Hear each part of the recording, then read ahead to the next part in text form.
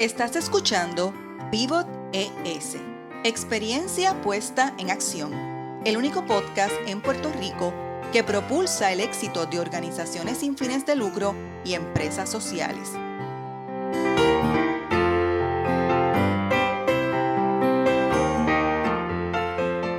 Soy Marieli Rivera, de Changemaker Foundation, y escucharás a líderes que innovan con soluciones para el desarrollo sostenible.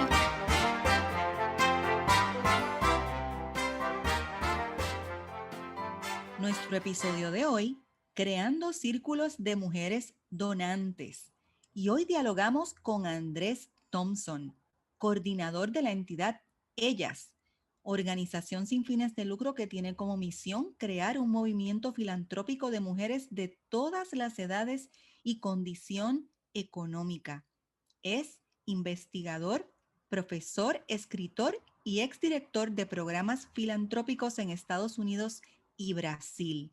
Entre ellos, director de programas de la Fundación W.K. Kellogg y Street Football World en Brasil.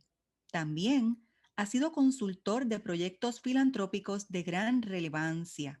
Ostenta una maestría en estudios del desarrollo de la Universidad de La Haya en Holanda y un fellowship del reconocido Centro de Estudios de Filantropía y Sociedad Civil del City University of New York. Bienvenido, Andrés. Me alegra tanto tenerte aquí. ¿Cómo estás? Hola Marieli, buenas tardes a todos. Saludos desde aquí, Colonia, Uruguay. Estoy muy bien y muy feliz de tener esta conversación contigo. Yo estoy más que encantada. Y para darle contexto, tener esta oportunidad de nosotros poder crear estas conexiones, estando Andrés en Uruguay y nosotros en Puerto Rico, es verdaderamente un privilegio.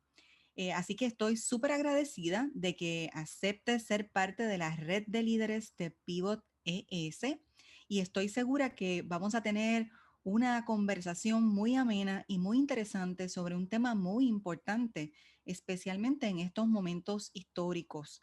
Y antes de entrar, Andrés, yo quiero que tú compartas con los audioescuchas quién tú eres, a quién representas y qué es lo más que te gusta de lo que haces. Bueno, son varias preguntas a la vez. Yo soy argentino de nacimiento, uruguayo por adopción. Vivo hace 20 años en Uruguay y viví en varias partes del mundo, como tú has dicho.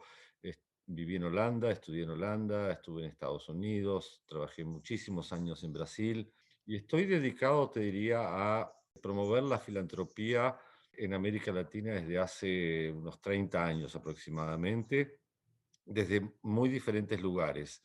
He escrito muchos artículos y libros sobre el tema, he estado en posiciones ejecutivas en grandes fundaciones, como tú señalaste, la W.K. Kellogg Foundation, dirigiendo programas para promoción de la filantropía en América Latina y el Caribe. Bueno, desde distintos lugares he escrito en diarios, en revistas, dado conferencias, etcétera. Hace 5 años, o si quieres lo hablamos después, creamos junto con Florencia Reutesten el programa Ellas, que es un ente, una entidad cuyo propósito es seguir promoviendo la filantropía, pero en este caso con un foco muy especial en mujeres. Lo que más me gusta de todo esto, te diría, es que es parte de mi vida. Yo no me concibo hoy eh, dejando de hacer lo que hago. Para mí no es un trabajo, digamos, tiene un componente de trabajo cuando hay compromisos y contratos y todo eso, pero es más yo te diría, una militancia, un activismo por esta causa de que en América Latina y en el Caribe podamos generar nuestros propios recursos, desarrollar nuestros propios recursos para invertirlos en cuestiones importantes desde el punto de vista de la sociedad civil. Y, y esto es lo que me motiva y lo que me ha motivado siempre.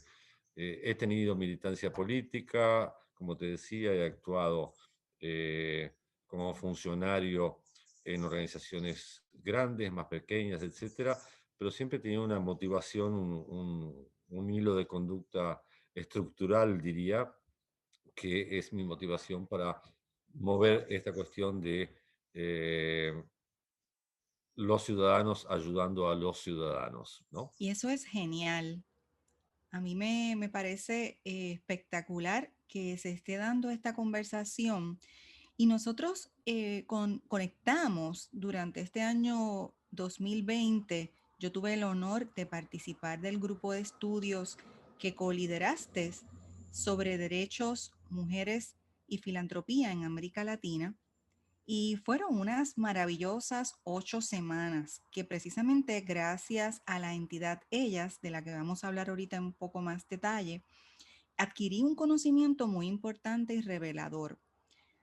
Me parece que podemos estudiar por nuestra cuenta, pero cuando conectamos con otras personas y compartimos con otras personas que están interesadas también en los temas, intercambiamos ideas y vemos qué ha pasado en otros espacios, en otros litorales del mundo, geográficamente en específico en América Latina, es más rico y tiene un peso mayor a la hora de uno querer aportar, ¿verdad? O integrar algunas ideas.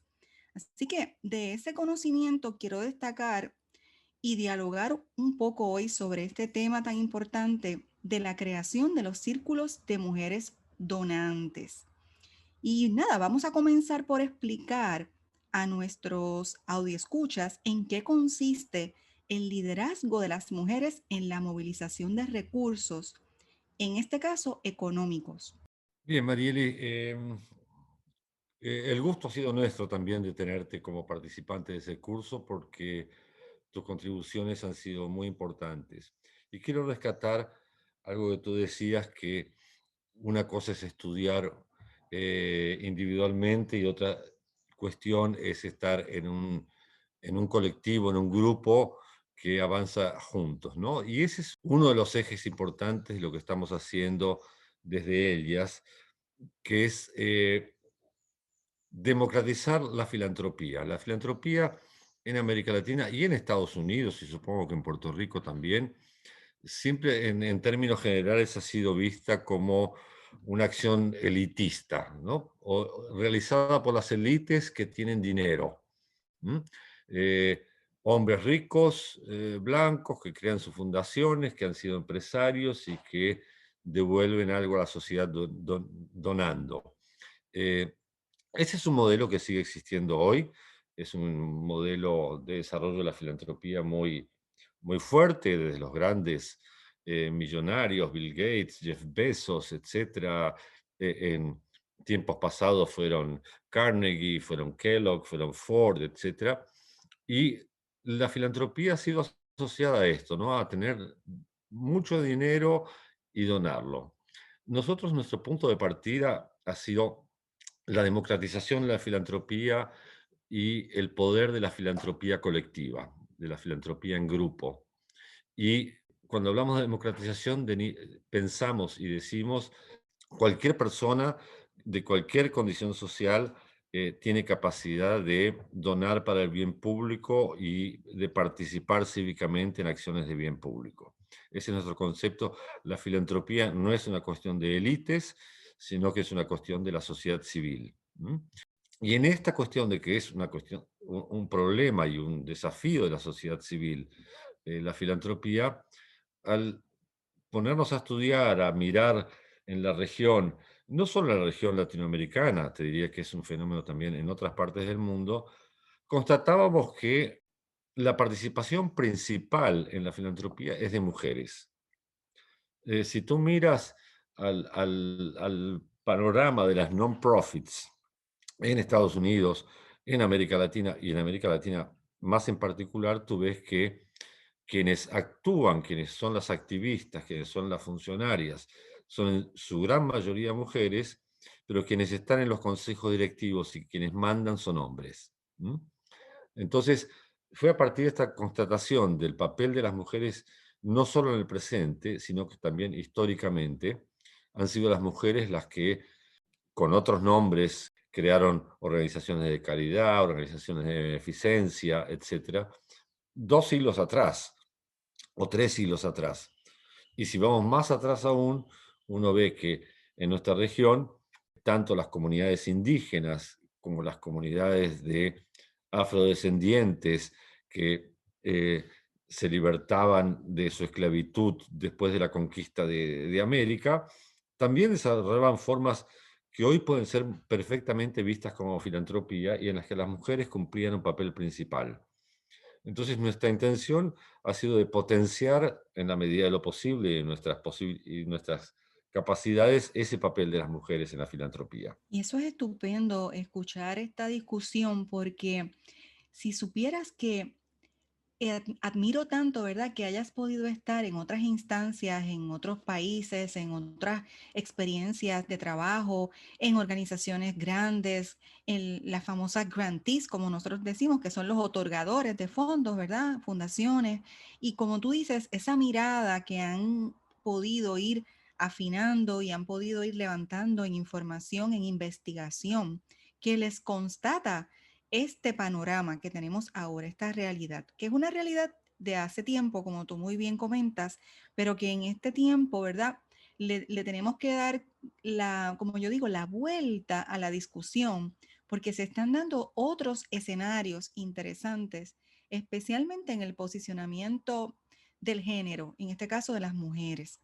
Y me parece bien útil que traigas esa perspectiva y quería un poquito que profundizaras en ese tema de la perspectiva histórica para poner en contexto, ¿verdad?, que la filantropía no es algo de ahora y como muy bien hemos discutido, ha ido evolucionando y ha tomado otros, ¿verdad?, otros giros, se ha posicionado de otra manera y esas maneras a veces no necesariamente es que sean mejores o peores que las otras, es que son diferentes, hay otros participantes aquí. Así que esa perspectiva histórica del rol de las mujeres, esas contribuciones, danos un poquito, danos algunos ejemplos si puedes, algún contexto.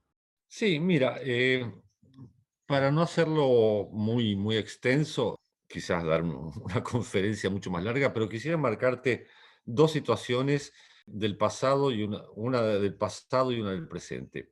Tradicionalmente, las mujeres han tenido en toda la región un papel muy activo en la filantropía, pero de una manera que era las mujeres con los dineros de sus maridos, que se ocupaban de las cuestiones de la política, de las cuestiones de la economía, y las mujeres se ocupaban de lo social, ¿no? Entonces, con dinero de sus maridos hacían acción social, creaban organizaciones de caridad, de beneficencia, y tenían papeles muy destacados en esto. Yo recuerdo ejemplos de la Argentina, del Perú, hice muchos estudios sobre esto hace muchos años, y en todos los lugares era lo mismo, era las mujeres haciendo beneficencia, caridad, filantropía, que eran sinónimos en su momento, pero los recursos provenían de sus maridos. Yo creo que el cambio fundamental que hoy podemos ver es que en la medida que las mujeres han tenido acceso al mercado de trabajo, ¿m? Que antes su papel principal era en sus hogares, no era en el mercado de trabajo, o sea, este paso de lo privado a lo público de las mujeres ha hecho que las mujeres tengan mayor poder sobre sus recursos, que tengan sus propios recursos y que por tanto este, desarrollen filantropía con sus propios criterios y no ya dependiendo de los señores que les dan los dineros. Los datos que tenemos hoy en día internacionales muestran dos cosas. En los últimos años las mujeres han sido las principales donantes en el mundo. Si uno toma el conjunto de donaciones de giving que ha habido en todo el planeta, por primera vez las mujeres con sus propios recursos donan más que los hombres. Y ese es un dato que me parece muy importante. Y hay movimientos de mujeres muy grandes donando. Y el otro dato de esto es que donan mejor o diferente. Las mujeres, y esto también está estudiado, se involucran más, participan más y se comprometen más con las cuestiones a las cuales financian, a las cuales donan, a diferencia de los hombres que en general creaban estas grandes fundaciones y les gustaba ver la placa con su nombre en la puerta de una escuela, en la puerta de un museo, en la puerta de un hospital. Las mujeres no buscan ese reconocimiento público de esa manera, sino que buscan una cercanía con el problema, mayor empatía con quienes están ayudando, mayor solidaridad y mayor conversación, te diría, ¿no? Entonces, me parece que en perspectiva histórica, este ha sido el gran cambio que ha habido en el mundo de la filantropía, de mujeres dependientes de recursos de otros, hombres, a mujeres independientes ejerciendo su propia autonomía donando.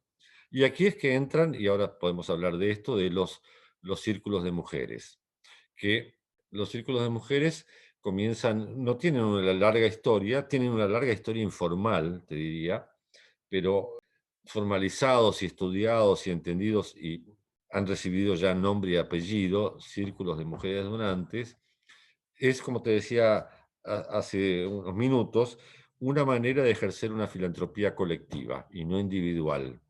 Salvo algunas famosas, destacadas, celebrities en el mundo, Oprah Winfrey, etcétera, por ejemplo, tú vas a ver que son muy pocos los casos de mujeres que crean su propia institución y le ponen su nombre. Las mujeres actúan más anónimamente y actúan más en colectivo en comparación con los hombres. Y este poder de lo colectivo y de que implica otras habilidades y otras cualidades, tienen que ver con generar empatía, con tener mayores conversaciones, con generar consensos, con tener discusiones más en profundidad y también, por supuesto, los círculos de mujeres donantes, este, mayor diversión también, porque hay un componente en los círculos de mujeres donantes, es que se juntan un grupo de mujeres y dicen, bueno, queremos contribuir al bienestar de las niñas de nuestra comunidad. Identifican un problema, no sé, X problema, que es el acceso a la educación o con su tiempo libre, que es lo que hacen, dicen, bueno, vamos a iniciar una acción para mejorar este tema o para cambiar esta situación y todas contribuyen. Eligen una causa y todas contribuyen con recursos. ¿M? Que esto, a su vez, es un ejemplo clarísimo de la democratización de la filantropía. Si tú piensas que eh, tienes $1, dice, ¿qué puedo hacer yo con $1? Muy poco para cambiar nada. Pero ¿qué puedo hacer yo con otras 100 mujeres o 50 si ponemos cada una $1? ¿M? Entonces ahí ya la ecuación cambia, pasa de lo individual, solitario, etcétera, al poder de lo colectivo. Y cambia la relación típica, como tú muy bien estabas explicando, ¿verdad? De hacerlo de manera individual, hacerlo en colectivo. Es completamente una óptica diferente, un modelaje diferente. Y me parece bien interesante que hablemos de ese tema de la democratizar la filantropía. Un poco esto crea una ruptura en los modelos tradicionales, que es lo que realmente queremos que ocurra, ¿verdad? Esos cambios. Y me imagino que cuando ustedes van, ¿verdad? Acoplando e identificando datos, manejando investigación, experiencias sobre esto, se plantean crear alguna entidad, en este caso quiero que me hables de ellas, y o sea, qué ustedes, cuál es el objetivo de ellas partiendo de esta nueva estructura de filantropía colectiva que ya ustedes han ido identificando que hay que mover. Es muy interesante tu pregunta y es una historia que siempre contamos con Florencia, ¿no? Eh, una vez Florencia, hace 5 años, 5 o 6 años, eh, ella vio en televisión, no sé dónde, una entrevista que le hacían a Bill y Melinda Gates, ¿no? Y ella percibió que sobre su fundación, ¿no? Y sobre su filantropía era la entrevista. Y ella percibió que prácticamente Bill Gates estaba calladito, sentado, y la protagonista era ella, era Melinda, diciendo todo lo que hacía la fundación y con energía y con entusiasmo, etcétera. Entonces Florencia me llama y me dice, nos conocíamos hace poco tiempo, y me dice, Andrés, tú que eres un conocedor del mundo de la filantropía, ¿dónde están las Melinda Gates latinoamericanas? Las filántropas latinoamericanas. Y ahí comenzamos una investigación muy informal y a preguntar, y al poco tiempo dijimos, las Melinda Gates no existen en esta región, no existen mujeres poderosas con muchos recursos de destaque en la región. Pero sí sabemos que existen mujeres que hacen filantropía en todos los rincones de todos los países. Entonces dijimos, tratemos de entender ese fenómeno. No existen las poderosas, ricas y famosas, pero sí existen las mujeres comunes en sus comunidades movilizando recursos. Y aquí fue que comenzamos a indagar en esta cuestión y vimos que efectivamente era cierto, que eh, había estas mujeres en todos los rincones de la región y uno lo puede ver en los diarios a esto y en las noticias, que dicen, una señora aquí en una comunidad lejana que decidió transformar una habitación de su casita y construir una biblioteca para su barrio que no tenía una biblioteca para niños. Otra mujer que dice, puso a disposición eh, sus conocimientos y su capacidad de liderazgo y creó un banco comunitario en Ecuador donde juntan los recursos de varias mujeres y les dan créditos para que emprendan sus propios negocios. Créditos de $15 estamos hablando, ¿no? Para que puedan tener la capacidad de cocinar algo y venderlo, etcétera. Y entonces comenzamos a ver esto y dijimos, bueno, tenemos que dar difusión a esto, tenemos que promover esto. Entonces hicimos hace 3 años un primer curso, hicimos este en el que tú participaste este año, ya más ligado a no solo filantropía de mujeres, sino filantropía de mujeres con lo transversal de los derechos humanos de las mujeres, ¿no? Una óptica de ese estilo. Y dijimos, ¿cómo podemos identificar mejor a estas mujeres en la región? Entonces se nos ocurrió lanzar un premio, que le llamamos el Premio Generosas, donde colocamos justamente el tema de la generosidad en el centro de la atención. Digamos, no hay filantropía si no hay generosidad. No hay solidaridad si no hay generosidad. Entonces queríamos rescatar, porque tú sabes, este, muchas veces uno habla de filantropía y la gente no sabe qué es filantropía. Dicen, ¿filantro qué? Y lo asocian con filatelia, colección de estampillas, de sellos postales, etcétera. Entonces, hicimos el enfoque en esto, en la generosidad de las mujeres. Y ahí descubrimos esto, tuvimos 100 postulaciones para el premio, y cada ejemplo que nos llegaba eran de mujeres fantásticas, poniendo en práctica su generosidad, aun cuando no tuvieran recursos económicos, poniendo sus assets, su patrimonio, su casa, su casita, su conocimiento, su tiempo, etcétera, para movilizar y ayudar a otras mujeres. Y eso es tan genuino y tan valioso.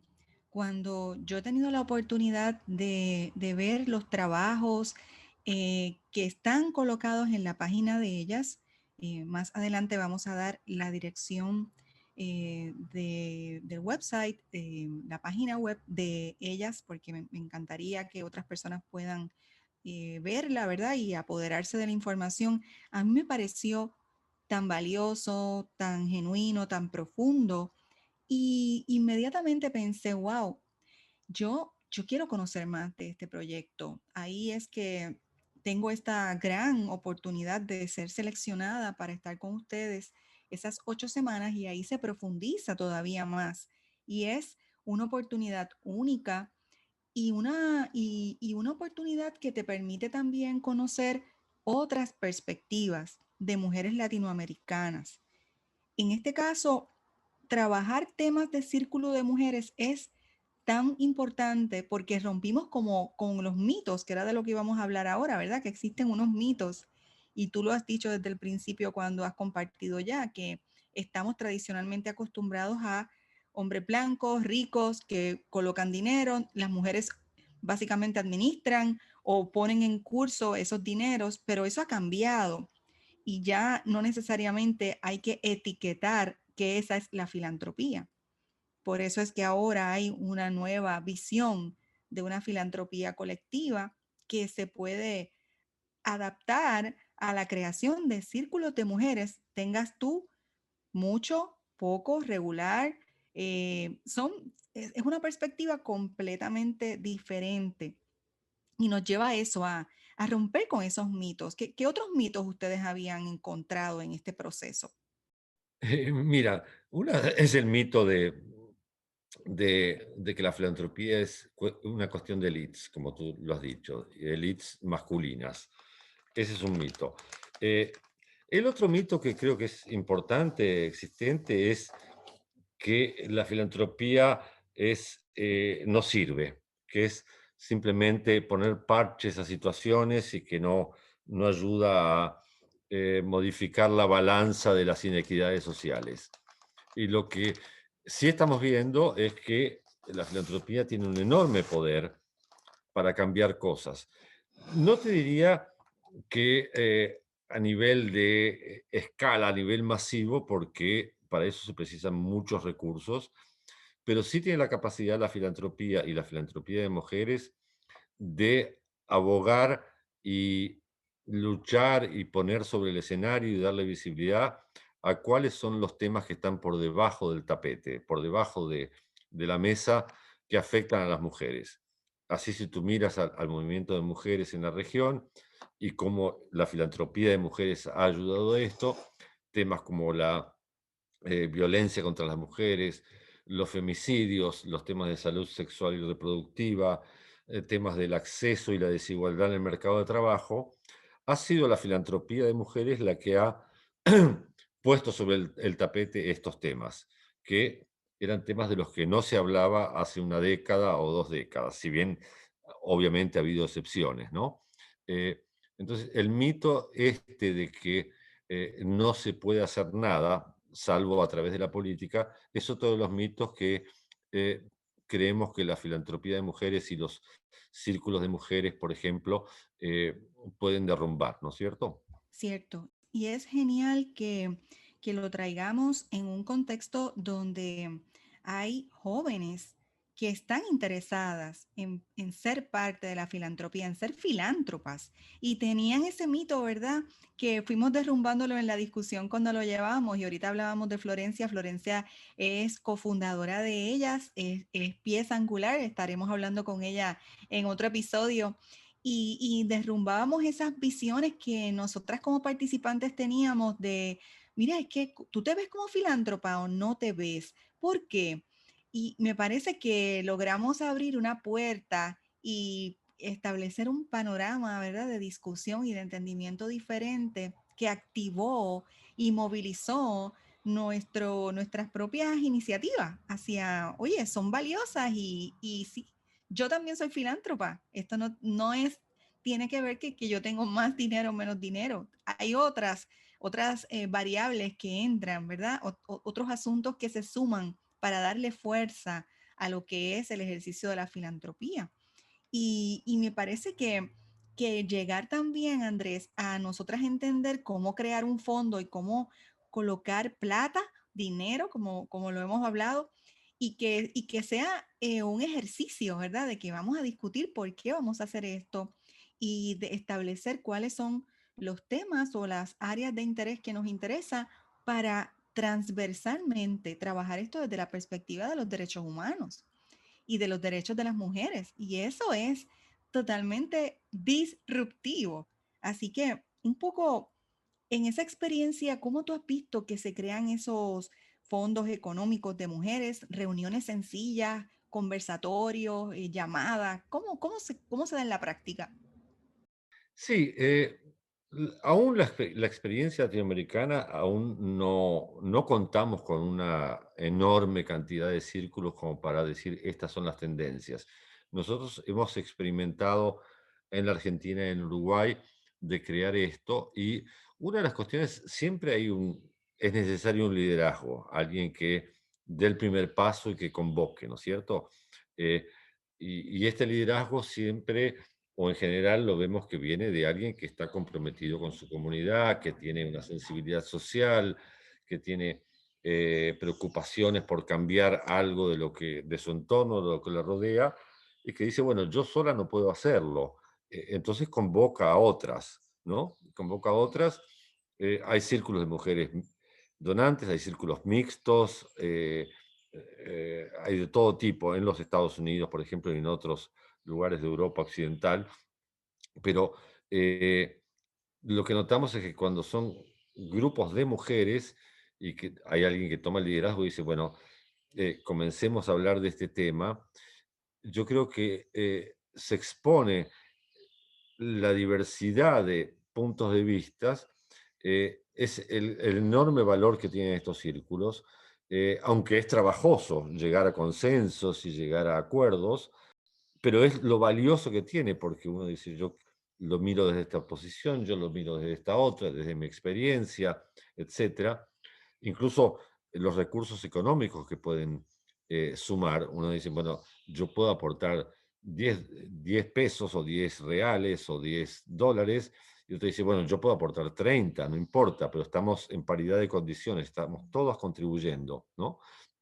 Entonces, siempre se busca de, bueno, recaudar lo máximo posible y se piensa en algún proyecto o en apoyar alguna causa o alguna institución de acuerdo a los recursos que se han conseguido. Puede ser eh, pequeño, mediano, grande, pero siempre hay un interés colectivo en encarar un asunto y darle alguna solución a ese asunto. Y es interesante que nosotras, junto a ti y el grupo que estuvimos estudiando y trabajando y discutiendo estos temas, trajimos a la mesa ejemplos como cuando apoyamos marchas donde nosotras traemos recursos para posibilitar la compra de alimentos, agua, y son asuntos que a veces no se contabilizan de esa manera. Se piensa que es dado, que, sí, aparecieron las cajas de agua o aparecieron los suministros de alimentos. No, no. Detrás de todo ese esfuerzo hay una logística de grupos que se han puesto de acuerdo para posibilitar eso, ¿verdad? Posibilitar esos recursos, movilizarlos. Y cuesta dinero también, eso cuesta plata, eso no se da así, independientemente haya sido una donación de alguien, eso tiene un costo, eso tiene un costo, tiene un valor. Y a mí me parece bien interesante porque me parece que abrió como que la discusión, ¿verdad? Que todas entendiéramos dentro del concepto de ellas que de alguna manera todas habíamos aportado en algún momento y que ahora teníamos unas líneas de trabajo más concretas de cómo podíamos seguir movilizando los recursos en términos de donaciones, ingresos propios, subvenciones. Y eso a mí me llenó de mucha energía y me encanta que tú ¿verdad? Lo valides. Siempre, Marieli, comentamos con Florencia, porque estuvimos presentes y fuimos testigos, hace 3 años, dado el enorme aumento de los femicidios que había en la región, comenzó con una movilización de mujeres en la Argentina que le llamaron Ni Una Menos, que comenzaron a actuar y a denunciar hasta que lograron organizar una enorme marcha en el centro político de Buenos Aires, de cientos de miles de personas, y cuando llega el momento, había un estrado, un palco, donde iban a hablar algunas oradoras, anuncian que no habían podido pagar el sonido, ¿no? Los equipos de sonido habían contratado a una empresa y la empresa les había dicho, si no me pagan antes de comenzar el acto, yo no les doy el sonido. Entonces, hicieron esta denuncia en público y dijeron, si no hay sonido para tanta gente, nadie va a escuchar los discursos, y se armó inmediatamente allí una colecta, así de juntar un peso más un peso más un peso, eran $30.000 que había que pagarle a la empresa que proporcionaba el sonido. No sé, en 15 a 20 minutos estaban los $30.000 y se había juntado colectivamente, así. Y ese es un enorme ejemplo del poder de transformación y de impacto que tiene esta filantropía colectiva de mujeres, ¿no? Uno podría decir que ese fue un, un- un círculo de mujeres donantes, un mega círculo de mujeres donantes, ¿no? Sí, sí, exacto, un mega círculo que se convocó Y tan pronto se explicó cuál era, ¿verdad? La necesidad, se activaron en el momento. Y Sí, eso es lo rico, ¿verdad? Lo genuino. Yo también lo he experimentado. En el caso de Puerto Rico he visto cómo se han activado mujeres para movilizar precisamente recursos y dinero. O sea, recursos pueden ser, volvemos, alimentos que crean, pero también estoy hablando de dinero que colocan, ¿verdad? Y lo invierten y se ponen de acuerdo y dicen, no, esta marcha o este evento, por ejemplo, que es en pro de concienciar sobre mujeres desaparecidas asesinadas, que es el caso que ha estado ocurriendo en el 2020, ha ocurrido por todo el tiempo, pero me parece que el año 2020 ha sido el año como de muchas revelaciones en discusiones que se tenían tal vez como silenciadas. Y, y ellas, ¿verdad? Nos hemos puesto de frente a decir, no, ¿qué es lo que hace falta aquí? ¿Y cuánto tú puedes poner? $20, tú 10 platas aquí, 10 lo que sea, ponlo, colócalo. Y en un momento teníamos resuelto el tema a nivel económico. Y me parece que eso es una activación de círculos casi como si fueran espirales, ¿verdad? Que va más allá. sí, sí. Ahora también hay otras mujeres que formalmente han establecido círculos de inversión, programan, me refiero, en sus finanzas Ujú. una inversión mensual o anual para una causa en particular. También lo he visto, lo vi en la emergencia del impacto que recibimos en el caso de Puerto Rico con los huracanes Irma y María en el 2017. Y el dinero llegó de todos los puntos y las áreas fuera de Puerto Rico que tú no te puedas imaginar. Y la tendencia era que eran más mujeres versus hombres que estaban donando en cantidades tal vez menores. No estamos hablando de $20,000, 30,000, pero mujeres que ponían 100, 200, 1,000, 500 o movían a alguien y les recomendaban, aquí es que hay que invertir.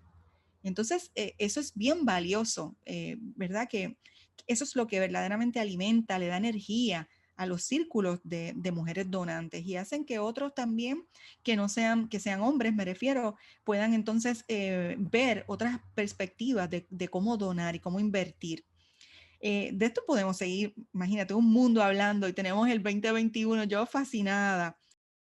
Yo siempre uso la imagen, Marieli, y ya creo que me vas a cortar porque se nos va el tiempo, pero uso la imagen también de, hace unos años di una charla TED sobre este tema y usé la imagen de la muñeca rusa, la matrioshka, Ajá, ¿no? Que si uno ve la imagen tradicional de la filantropía es una gran muñeca, ¿no es cierto? O puede ser muñeca o muñeco, pero lo que tiene la matrioshka es que tú la abres y empiezan a salir cada vez más y más muñequitas de todos los tamaños. Entonces, creo que los círculos de mujeres y el poder de la filantropía de mujeres y la filantropía feminista es de muchas gentes, muchas mujeres con sus pocas o muchos recursos logran mucho, ¿no? así mismo es, así mismo. Ese ejemplo me fascina, me encanta. De esta experiencia y en esta ocasión sí vamos a ir básicamente ya cerrando porque vamos a tener otros temas próximamente, pero siempre se aprenden lecciones, Andrés, y danos tus dos lecciones a través de toda esta experiencia asesorando en la creación de círculos de mujeres donantes. ¿Qué nos puedes compartir? Eh, a ver, dos lecciones. Eh, una es paciencia, te diría, mucha paciencia en cuanto a tener la capacidad de escuchar, de conversar, de pensar juntos. Eh, Esas son las lecciones de la democracia, ¿no? La democracia es difícil construirla, no es algo que está dado. Uno tiende en general a tener actitudes más autoritarias, decir, bueno, yo voy y lo hago, pero al pensar en lo colectivo, el poder que tiene lo colectivo, creo que la paciencia y la capacidad de escuchar y de conversar es una de las grandes lecciones. Y la otra es, te diría, el enorme poder de cambio que tienen los ciudadanos y las ciudadanas. ¿M? Eh, que uno no puede estar esperando que los cambios provengan de arriba, que provengan del poder político, que provengan del poder económico, porque sabemos que hay otras lógicas y otros intereses, y que en general es poco lo que llega de cambio desde esos sectores. Entonces, la capacidad de movilizarse, de juntarse y de incidir en los cambios sociales a partir de la movilización colectiva de los ciudadanos es otra de las lecciones que esa no la negociamos con nadie. Genial. Pensamos, ¿Mm? No, genial, genial lo que dices, me encanta, me encanta. Eso hay que repetirlo muchas veces, Andrés, después. Eso hay que hacer un mantra, como yo digo, y repetirlo para que los ciudadanos y las ciudadanas sepan. Y siempre, ¿verdad? Es interesante hablar estas perspectivas cuando lo hablamos con otras personas que no viven en el país de uno, sino porque entonces uno siente que es una gran comunidad, ¿verdad? Mundial que estamos moviéndonos a esa transformación y buscando el bienestar y la justicia social. Y siempre hay lecciones como tú las acabas de mencionar, esa paciencia, ese enorme poder de cambio de los ciudadanos, eso es súper valioso. En términos de cómo tú has trabajado con mujeres precisamente creando esta conciencia sobre los círculos, siempre hay dos mejores prácticas. Dime, ¿cuáles han sido tus mejores prácticas para, por ejemplo, convencerme a mí, aparte de la paciencia? Bueno, a ti no he tenido que convencerte, te has convencido sola. Eh, Exacto.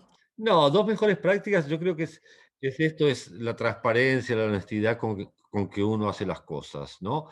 Yo no creo en las mejores prácticas en una cuestión de gestión, de management, de conocimientos. Creo que la mejor práctica es esta, estar abierto a opiniones de otros, a ser plural, a tener una mirada amplia de las cuestiones y saber que nadie tiene la razón. No existe una sola razón. La razón es algo discutible, disputable y depende de cómo la gente mira al problema. Y en este ejercicio de encontrar una razón colectiva, creo que es una de las mejores prácticas, ¿no? Me encanta que hayas traído eso porque se entiende siempre que el concepto mejores prácticas es bien técnico, ¿verdad? Eso como tú dices, de ejecución. Y sí, la ejecución es importante, pero en realidad hay que trabajarla en un escenario como tú lo que dices, la transparencia, la sinceridad, ¿verdad? El respetar el punto de vista del otro. Eso me parece genial, genial, genial. A mí me encantaría que sigamos hablando y esto va a continuar en otro próximo episodio, pero me gustaría que compartieras la dirección de la página web, si la tienes de ellas, cómo podemos nosotros llegar a la página que quiero que los escuchas sepan. Sí, la dirección de la página es www.ellasfilantropía, todo junto, ellasfilantropía.org. Ese es nuestro sitio web y también tenemos la página en Facebook que se llama Ellas, Mujeres y Filantropía. Ujú. Yo voy a colocarlo en los comentarios, Andrés, del resumen de este episodio. Voy a colocar estas direcciones que has dado. Recuerden, estamos conectados, no importa dónde estemos, en qué parte del mundo, hay posibilidad de a través digital entrar a la página de Facebook y también a la página web. Te agradezco mucho, Andrés, el haber compartido tu conocimiento y tu gran experiencia. Te admiro mucho. Tenemos muchos temas en común y muchos asuntos que nos gustan y quiero volver a grabar más episodios. Así que si te gustó este episodio, te voy a pedir que lo compartas y que nos escuchen a través de las plataformas en Spotify, iTunes, Teacher, Google Podcast, Apple Podcast, iBox, Anchor, Buena Vibra Radio en Orlando, Florida. Y a nuestros escuchas les invitamos a buscarnos en la plataforma de creadores de contenido Patreon para que nos apoyen y que se suscriban a Pivot ES. Estamos en Facebook, tenemos nuestra página también en nuestra web. Este proyecto es gracias a Changemaker Foundation, una entidad que tiene como misión precisamente desarrollar equipos líderes en las organizaciones sin fines de lucro. Así que los espero en el próximo episodio, Andrés, nuevamente. Un honor. Oh, muchas gracias a ti, ha sido un honor estar contigo y estoy a tu disposición cuando quieras continuar esta conversación. Y les deseo mucho éxitos con los próximos podcasts y espero que cuando esta pandemia pase podamos juntarnos físicamente, conocernos y beber unos rones y compartir momentos de alegría. ¿Eh? De alegría, muy bien. Muchas gracias. Los espero en Pivotes en el próximo episodio